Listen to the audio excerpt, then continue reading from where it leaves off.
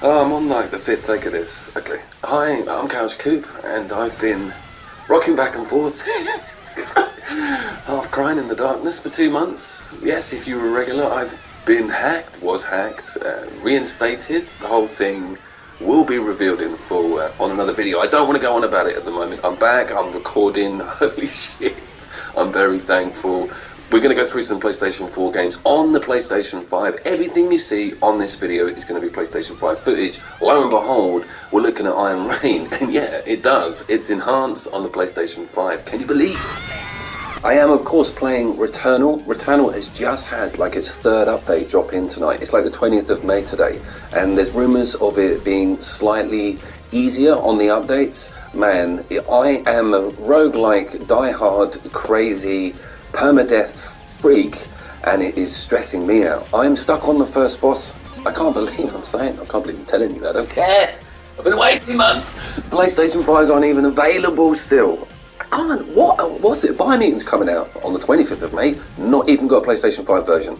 Anyway, we are looking at Nex Machina, and yes, this does have some PlayStation 5 enhancements on frame rates, all the rest of it.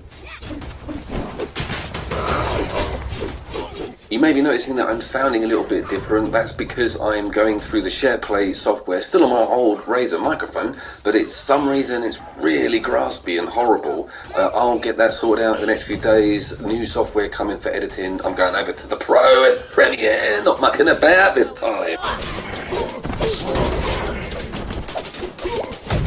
We're looking at Shing. Yeah, I know I'm going through the smaller indie games first on this list. It's a thwacking great video, this, trust me. Stuff gets mental towards the end. But there's loads of things I want to discuss about enhanced PlayStation 4 games on the 5. There's kind of 3 stages for me of enhancement when it comes to the older software working on that newer system. The first one is a coincidental frame rate and resolution rate just coming as standard with a PlayStation 4 game running on that system. The second one is an intentional patch or update that does improve that game's performance on a larger level and taking advantage of that power. Then there's the third one, and I'm not including that on the list, and that's games that are just out and out PlayStation 5 games. Okay, you'll see them with Demon's Souls, Returnal, which are obviously exclusives, but then you've got 5 versions of games like Dirt 5 and the new COD. So it's the weirdest console launch I've ever borne witness to. Because normally there's a clean switch, and I think the changeover is going to be lengthy. Anybody who owns a PlayStation 4 Pro, which I kind of do a little bit still, it's going to be having a great time on Biomutant that's coming out on the 25th. It's a brand new game that's been in the making for about 3 years, and I've struggled on the Argos website for 4 bloody weeks until 4 AM, and I'm not getting a better performance on my 5. I'm not bitter, I'm just saying it's okay if you're still owning the previous gen systems by the looks of it. The developers are not even worried about not having a brand new PlayStation 5 version of their brand new game. Anyway, I'm getting a little bit sidetracked. What are we looking at? We're looking at The Guardian.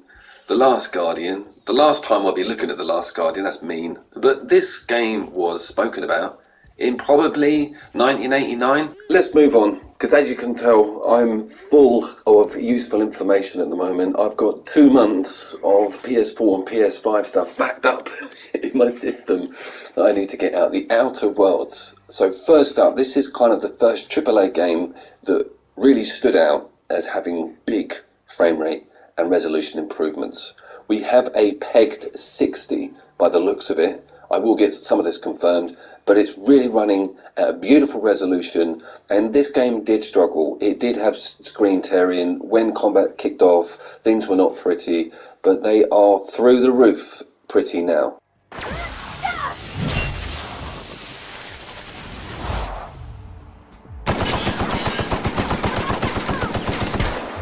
I've used these enhancements as a massive excuse to just go back and get into these games again, and getting back into this with its increased performance was an absolute pleasure. It was really getting my go when combat was swinging in and out of busyness, so were your frame rates, and it was just not good because this game needs to rely on a lot of its beauty and a lot of its smoothness when it kicks off.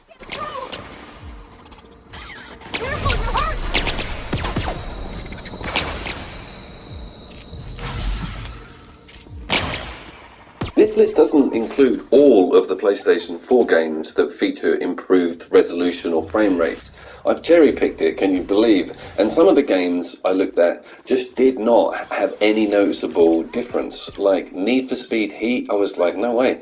And apparently, yeah, it's got some boosted stuff on it. It just did not look any different. But this, night and day for me. Really, because I'm a frame rate freak. And it's an open world game. And of course, Assassin's Creed Odyssey kind of lost out to this slot.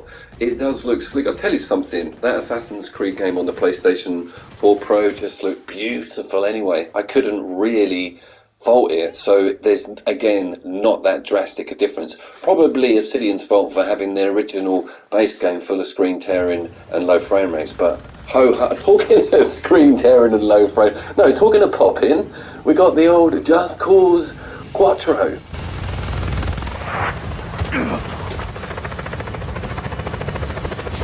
I'll never forget reviewing this game on launch on the base model. Good God, did I get some crap, and it did look dire. But only when you started moving around that map. That's not really a great caveat, is it?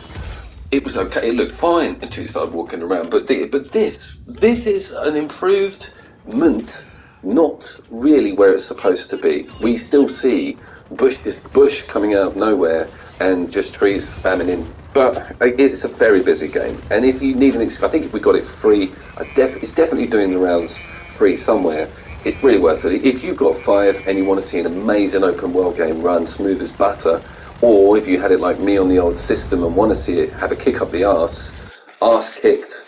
Okay, this is more my territory. This was one of the first PlayStation 4 games I put into the PlayStation 5. I was aware of its improvements straight off the bat, and this is kind of really delivered. This game is probably cosmetically the best looking PlayStation 4 and PlayStation Pro driving game on the market, but it goes a little bit mental when you put it into a 5, particularly with the replays, the depth of field, the crispness of it all, and it is running in a true 4K format. There was a lot of anti-aliasing and checkerboarding going on in the base systems versions of the game, and it's just great to see that all sorted out and just looking crisp, so crisp. I'm talking the deepness of the blacks. I know that's an HDR thing, but just the way it all comes together against those lovely hard edges that you only see when you've got some 4K display.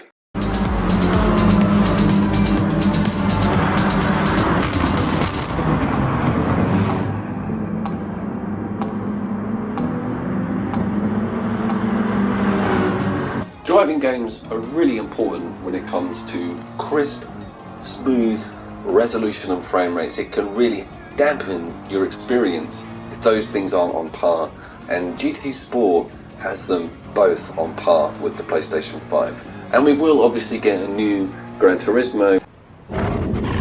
I imagine it will be a PlayStation 5 exclusive. Very quickly want to talk about Ark Survival. I have a server running, and I have straight up noticed the differences with the frame rates and resolution of the PlayStation 5 running this game. Good God, it's unbelievable, especially switching the menus on all the boxes, and especially that draw distance and that level of popping. When you're flying around, it used to take the immersion out, just stuff coming out of nowhere, Fallout 76 stuff, but that's all gone. Anyway, let's talk about Apex. So having a PEG 60 on a first-person shooter, be it Apex, Call of Duty or anything, or having a 4K resolution, any PC owner will tell you it is an essential, and I cannot go back. After playing Apex Legends on the PlayStation 5, you do not go back. It is butter smooth, and it does actually improve just about everything, especially on that dropping. The actual draw distance and level of detail on the map is just unseen before for me, and of course the smoothness and quickness allows so much natural gameplay.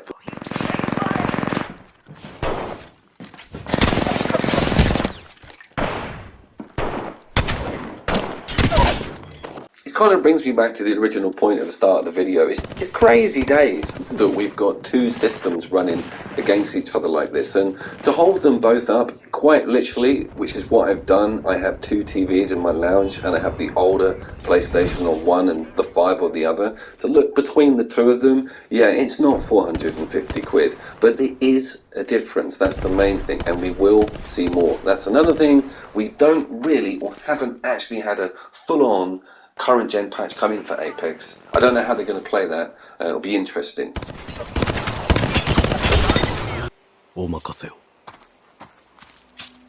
Now you're talking my language. Get that From Software stuff up there, bruv. You get me. Look at this. Sekiro is a fast game anyway. And that brings me on to Returnal third-person ARPGs or third-person shooters and fighters. When it comes to cool resolution and 4K and having that smooth pan around and just the beauty of From's developers and that world they built for us in there. Seeing that on the 5, all that punchy performance behind it, it's how the game should be played. Out and out, how the game should be played.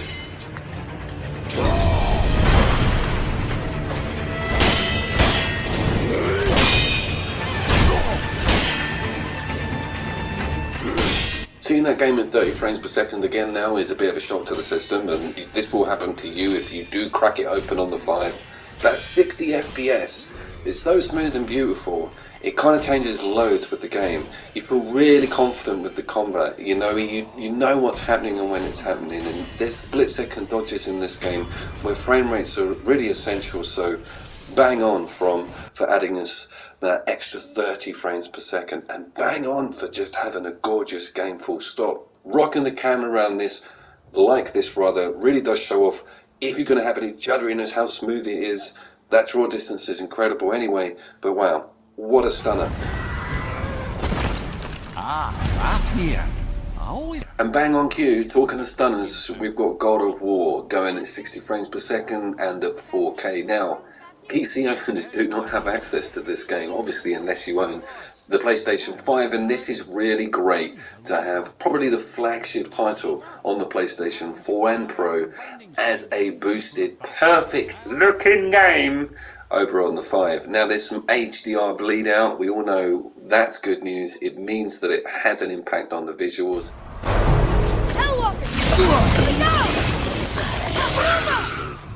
Talking of the old Master Race, during the hack I had to replace all of my hardware, all my devices, so I took that as an opportunity to kind of upgrade on the old PC level, so I'll let the videos do the talking on that one, but expect some extremely cool Game Pass and Xbox videos coming. Yeah, I have gone full on over to the dark side, but can we get back to the game and look at the photo mode?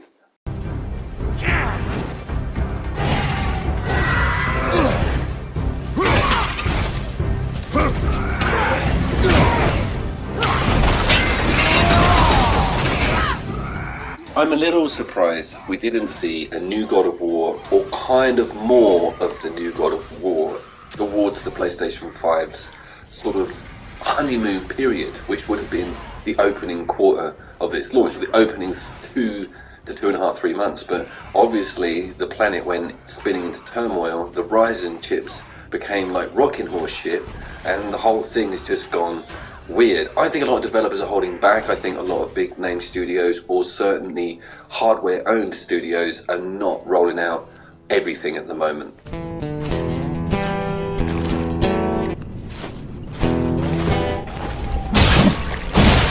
But back to it, and let's talk about Mortal Shell, a game I love with a passion. Very strong roguelike, came out back end of last year, did a really good job of cementing itself as its own thing, didn't just stand in the shadow of all the From games, really pushed some amazing enemy design and level design. But we do have some excellent enhancements here. This one is one of the stronger, hence we're kind of we're 3/4 of the way through this list, I think. You might want to grab a coffee. 60 frames per second, an upscaling in texture detail, and a beautiful 4K visual punch to the face is the only way I can describe it. The game never looked bad when it was on the base level systems, did come with some PlayStation 4 Pro enhancements, but the whole thing wrapped up to the max with the 60, with the resolution. I mean, it's got a photo mode that, again, I am unhealthily involved in. I've got to get this sorted out right. Lockdown's ending soon. It will be time to go outside.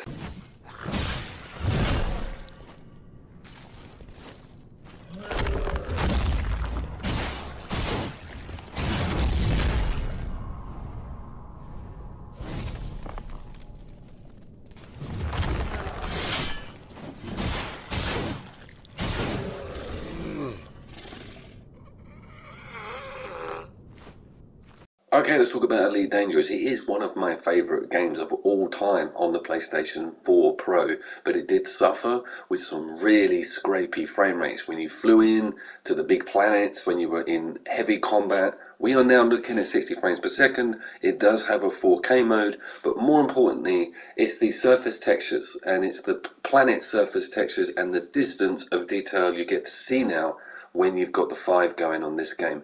It's so welcome and it is so cool. I just am not bored of flying around this galaxy and looking at everything anew. Shit, you know, it is looking anew.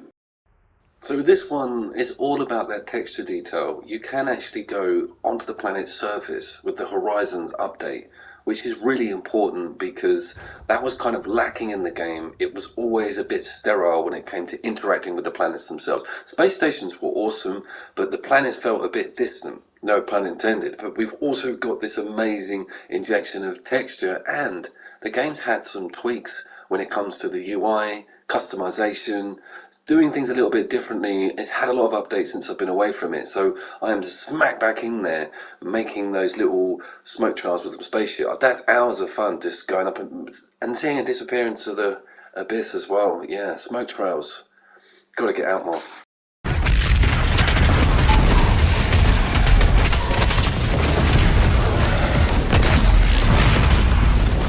That's what it's all about, boys and girls, right there. That is the peak for me when it comes to a first-person, single-player FPS. Doom Eternal is a goddamn mountain. Oh man, how it delivers with these stats, these specs.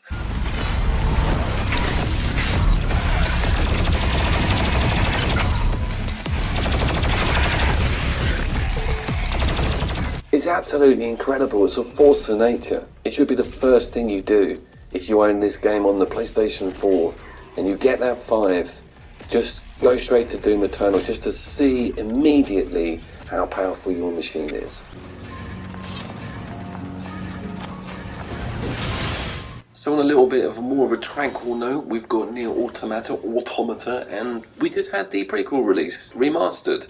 The first of these games is actually a sequel to a PlayStation 1 Chrysler 2 game, but I probably might look at that. I'm a huge fan of this game's soundtrack and its visuals, and of course its RPG elements. Everything was flawless. You've got the combat done by Platinum, you've got Square Enix involved. Everything was singing in the right places. And of course, now at 60 frames per second locked, does not matter how badly it kicks off, does not matter. It's never gonna lose one frame rate.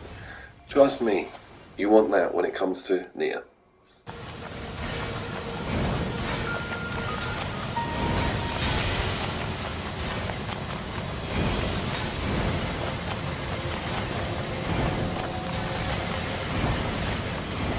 So now we're getting into big boy territory, and we're coming up to the end, guys. So you're doing good. This goes to Tsushima, and it runs at 60 frames per second now. And of course, we haven't had any. I'm digging for something about the resolution. For me, I think we're still seeing some checkerboard and super sampling. I haven't had anything to 100% confirm a jump in or anything towards 4K. That may be the promised land for this game, but having it run as smoothly as it does. Oh man, I mean, it was the best looking game on the PlayStation 4 Pro, full stop, by a massive margin. It did come out right at the end of the game's lifespan, or the system's lifespan rather, but whoa.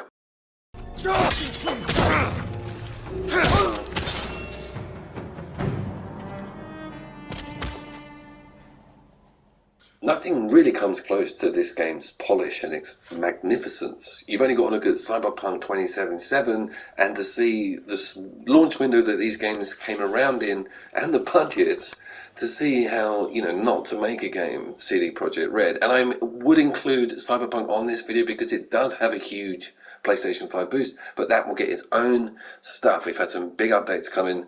I will do its own video for that one. I did the same thing for Dirt 5, and I did the same thing for Plants vs. Zombies. But let's get back to this, because they did an amazing thing where adding a 2-player co-op mode, obviously not split screen, but it was a blessing. And it gave the game so much more longevity. Everyone smashed the campaign, obviously. Then we had this amazing new world to explore with real dark armor sets, etc. Blinding.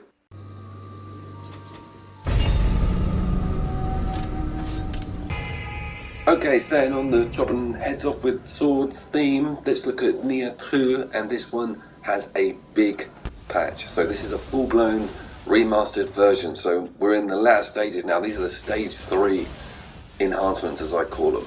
This one you have to reinstall, doesn't cost you anything, but it is a full-blown PlayStation 5 edition of the game. No haptic triggers, annoyingly though, but man, does it take advantage of the system's power. It always had really good variables with like a film mode and a resolution mode on the PlayStation 4 Pro, but I'm so happy with it. Again, another reason to go through this bad boy. Back to that third-person ARPG thing or third-person action game, having a crisp frame rate is invaluable and improves the quality of life with that game considerably. You will be gobsmacked at how much improvement they have put into Nier 2 Remastered on the PlayStation 5. It's a very, very good-looking game, and it's kind of nearly at the top of the list.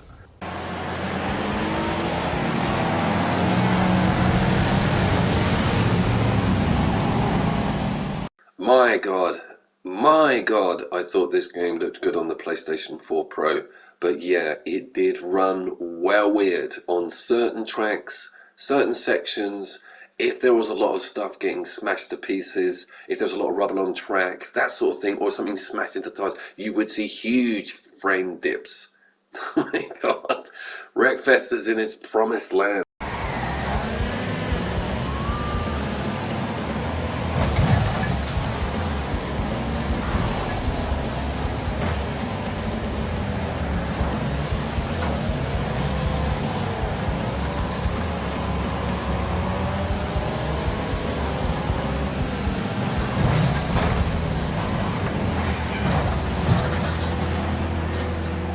Now, two really cool things happened with Wreckfest. We got it free on the PlayStation 5 store for the month of May, I think, and it's got haptic on the actual game itself, i.e. the triggers feedback.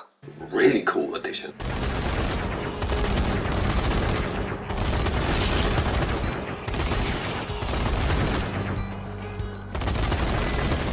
Zombie Army 4 is only getting in on the action with a 4K and a 60 frame per second update that literally dropped the other day. So you might notice that I'm getting quicker with the games because I keep having to add them all to the top of the list. This was one of my favourite base level PlayStation 4 games, an amazing co-op experience. I played it with 3 other guys. It was so good. I've been soloing all the hordes anyway, but this content with 3 or 4 other people is mind blown. It's hands down one of the best zombie shooters out on the market. Rebellion are so cool at doing their bullet ballistics and crowding you with different zombie types, atmosphere, amazing maps, 4K and 60 frames per second, people. Oh, there's nothing better. Again, I've seen a couple of patches go past for No Man's Sky, and I will do its own video. This is PlayStation 5 footage, but we will go into more detail on exactly what they're doing with that game and its PlayStation 5 aspects. But we do see some rudimentary improvement off the bat. That brings me over to Mortal Kombat and Mortal Kombat 11.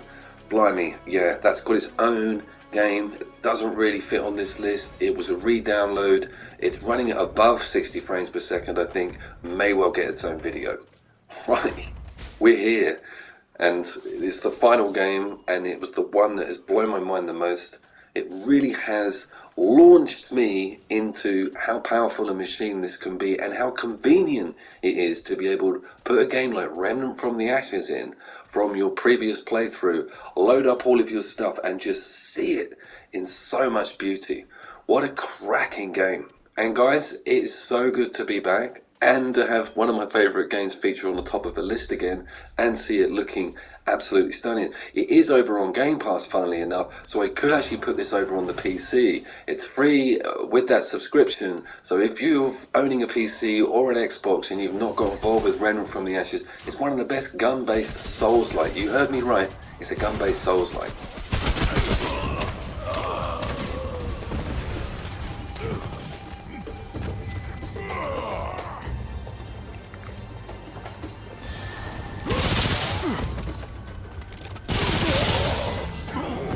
It is so fast and hectic. It is so well done. Back to this third person business with frame rates and been able to swing their camera around and know what's going on and where you're going to end up.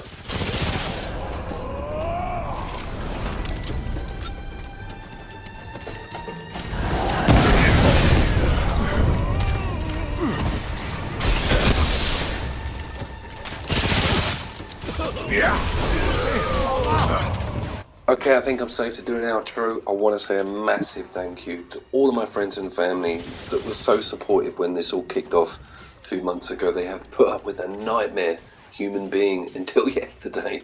So everything's beginning to work out, so awesome news. And thank you to all of the subbers that found me on the buried other rescue account, which I'll keep up and I'll turn into a let's play.